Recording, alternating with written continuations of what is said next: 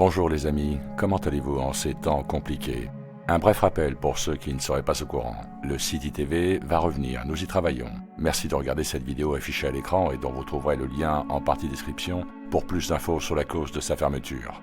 Je reviens vers vous avec cette courte vidéo qu'il me paraît important de partager tant son contenu enfonce le clou d'une évidence que je me suis efforcé de régulièrement dénoncer, à savoir que le judaïsme n'est rien d'autre que du satanisme déguisé. Cet article d'octobre 2019 du site The European Union Time, qui m'a été envoyé par Didi18, que je remercie au passage, nous explique que la police turque a arrêté 4 anciens combattants de Feylad al-Rahman et un citoyen turc qui tentait de vendre 2 Torahs rares, anciennes et dorées, dans la province de Bilecik, dans le nord-ouest du pays, le 8 mai, a rapporté la chaîne de télévision russe RT le 11 mai dernier.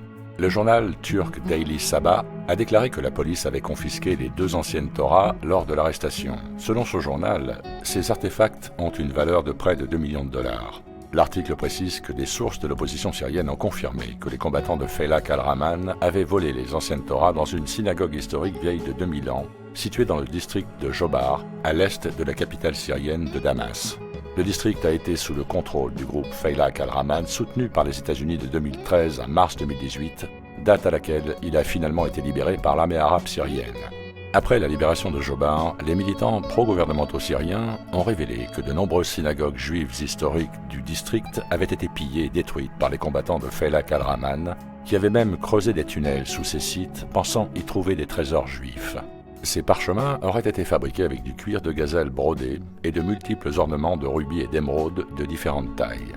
Après que les enquêteurs eurent soigneusement déroulé ceci, ils découvrirent quelque chose d'étrange sur l'un des panneaux, une image de la tête d'un bélier dans ce qui semble être un pentagramme.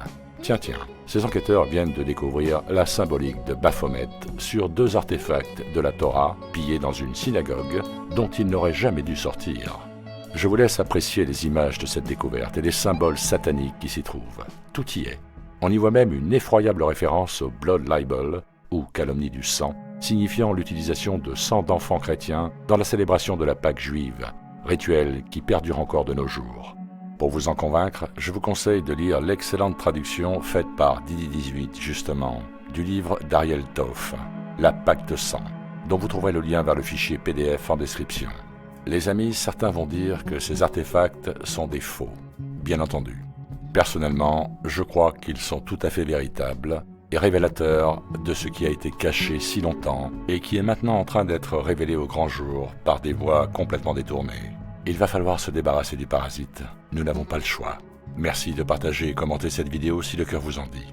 Portez-vous bien et à très bientôt sur ITV.